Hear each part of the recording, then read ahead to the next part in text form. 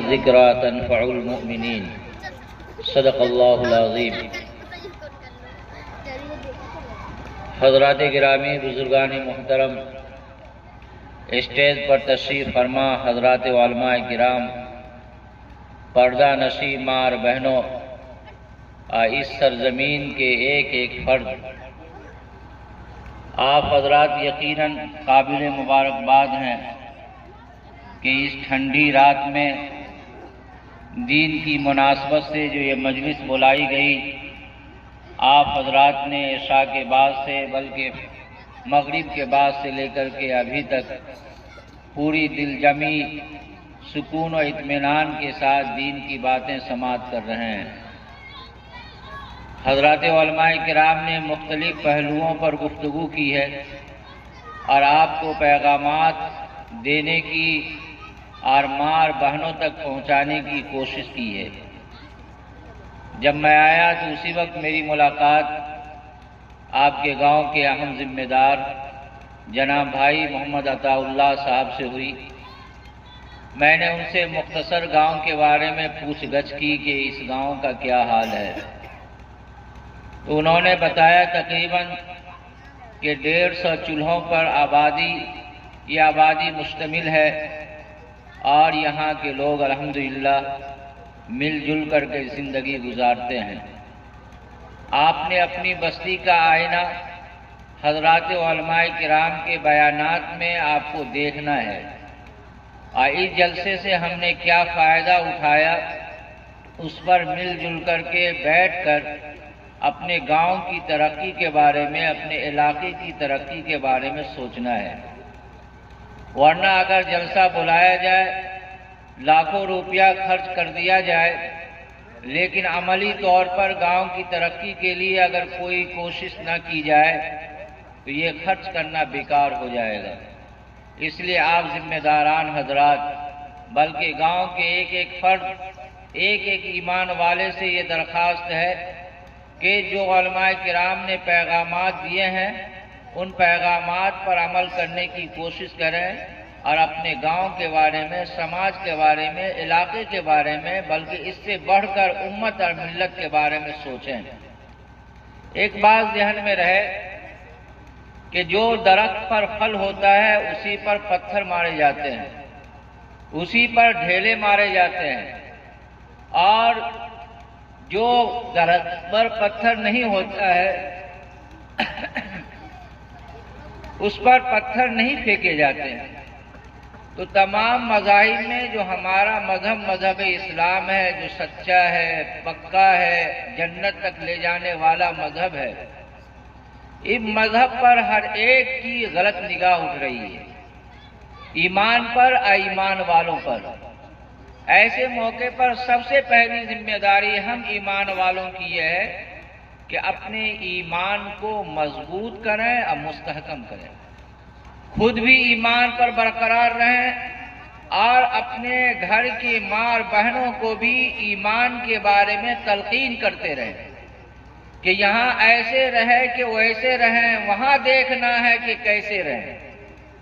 ہم لوگوں کو جنت سے نکالا گیا ہے، ہمیں جنت میں جانا ہے اور جنت میں جانے کے لیے جنتی اعمال کرنا ہے۔ اب اس کے لیے کبھی پریشانیاں بھی آئیں گی، کبھی دقتیں بھی آئیں گی، کبھی دشواریاں بھی آئیں گی، ان تمام کو جھیلتے ہوئے ہم کو جنت میں پہنچنے کی کوشش کرنی ہے۔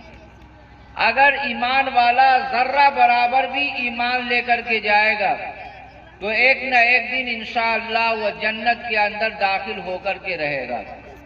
اس لیے ہر ایمان والوں کی پہلی ذمہ داری یہ ہے کہ اپنے ایمان، اپنے بچوں کے ایمان، اپنی ماں، بہنوں، بیٹیوں کے ایمان کی ہر آدمی فکر کر لے کہ ہمارا ایمان کیسے بچے گا اور ہم ایمان لے کر کے جنت میں داخل ہونے والے کیسے ہوں گے۔ لیکن ایمان بچے گا بھائیوں اس وقت جب ہم اپنے گاؤں کے ماحول کو ہم چست اور درست کریں گے۔ اور گاؤں کا ماحول کیسے چست اور درست ہوگا؟ جس کے بارے میں علماء کرام نے پیغام آپ کو دیا کہ سب سے اہم چیز تعلیم ہے۔ اس کے بارے میں عشاء سے لے کر کے ابھی تک اس کی طرف توجہ دلا رہے تھے۔ آپ کو صرف میں ایک بات کہنا چاہتا ہوں، ہمارے اور آپ کے نبی جناب محمد رسول اللہ صلی اللہ علیہ وسلم جس زمانے میں پیدا ہوئے، وہ زمانہ ایسا زمانہ تھا کہ دنیا کے اندر کوئی ایسا گناہ نہیں، کوئی ایسی برائی نہیں جو اس زمانے میں نہیں پائی جاتی تھی۔ وہ زمانہ زناکاری کا بھی تھا، بدکاری کا بھی تھا، شراب نوشی کا بھی تھا۔ دنیا کے اندر کوئی برائی ایسی نہیں تھی جو اس زمانے میں نہیں پائی جاتی تھی، لیکن آپ صلی اللہ علیہ وسلم جس زمانے میں پیدا ہوئے، کسی گناہ کی طرف اس کی نسبت نہیں کی گئی اس زمانے کی، بلکہ اس زمانے کو کہا گیا زمانے جاہلیت۔ پتہ یہ چلا کہ جہالت تمام برائیوں کی جڑ اور بنیاد ہے، نہ پڑھنا یہ تمام برائیوں کی جڑ اور بنیاد ہے۔ جس قوم میں، جس مذہب میں تعلیم کی طرف کوئی فکر نہ ہو تو ایسی صورت میں اس کے اندر ہر طرح کی برائی آ جاتی ہے۔ اب ہم اپنے اپنے گاؤں کا محاسبہ کریں۔ ہماری مسجد میں جو مکتب کا نظام ہے، اس مکتب کے نظام کا کیا ہے؟ ہمارے لڑکے، ہماری لڑکیاں، ہمارے پوتے، ہماری پوتیاں، ہمارے چھوٹے بچے وہاں جا رہے ہیں یا نہیں جا رہے؟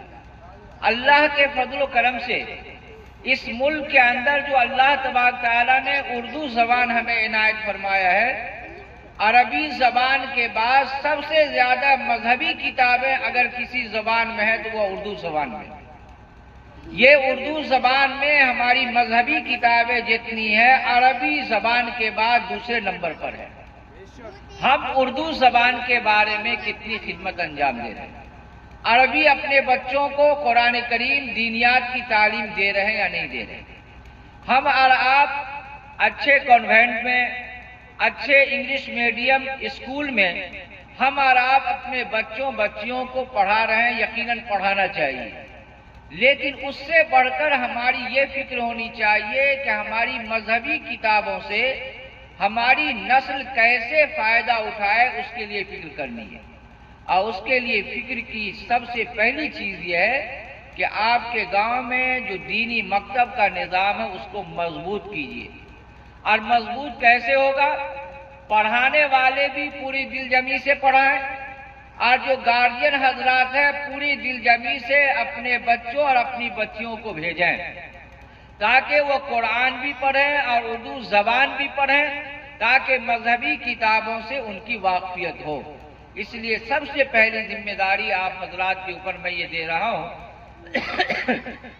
جو غفلت کوتاہی ہو گئی، اب اپنے بچوں اور بچیوں کو مکتب سے مکمل طور پر جوڑیے، اور اپنے پڑوسی کے بچوں کا بھی سروے کیجیے کہ ہمارے بچے کون مدرسہ میں آ رہا ہے، مکتب میں آ رہا ہے، اسکول میں آ رہا ہے یا نہیں آ رہا ہے۔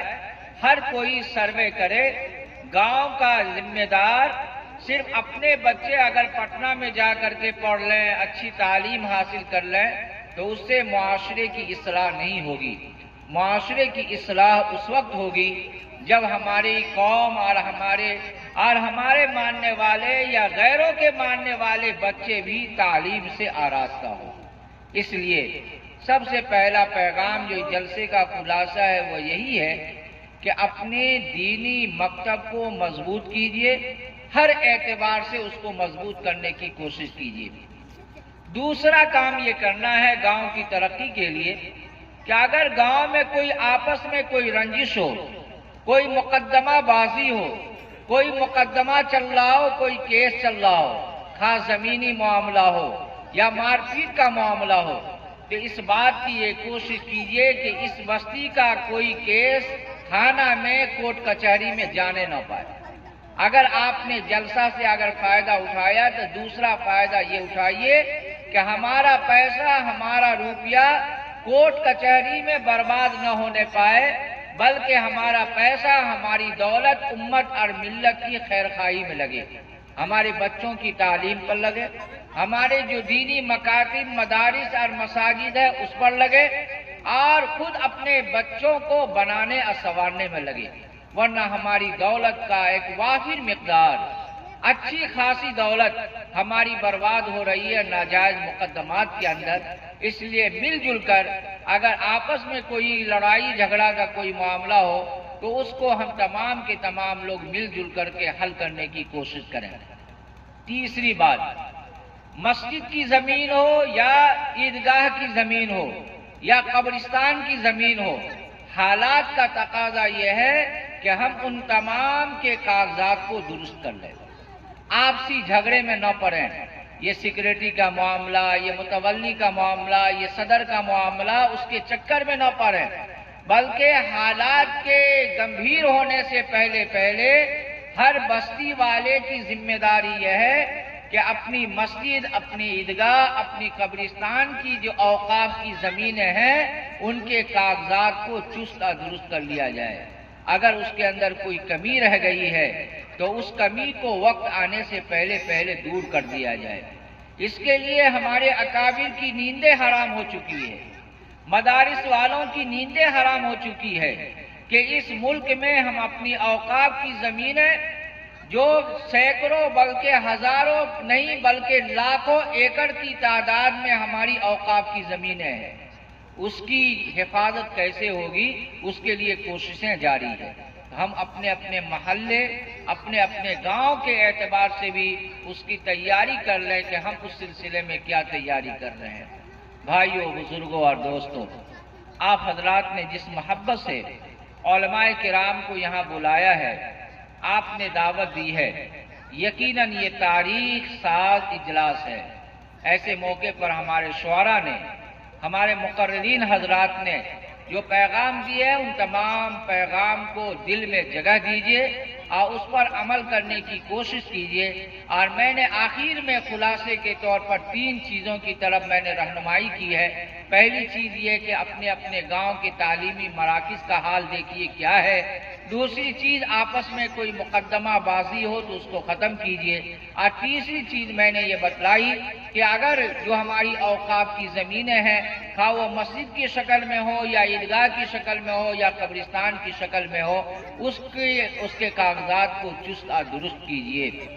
ہم شکر گزار ہیں آپ تمام حضرات کے کہ بڑی محبت سے آپ نے علماء کرام کو یہاں بلایا ہے اور آپ حضرات سن رہے ہیں اور اچھی طرح اس کے اوپر عمل کرنے کا تہیا کیے ہوئے ہیں. ان جلسے کا صحرا دراصل جاتا ہے ہمارے محترم و مکرم جناب مولانا صلاح الدین ایوبی کی طرف، جو آپ کے گاؤں کے امام و خطیب ہیں، اور انہوں نے پچھلے چند مہینوں میں آ کر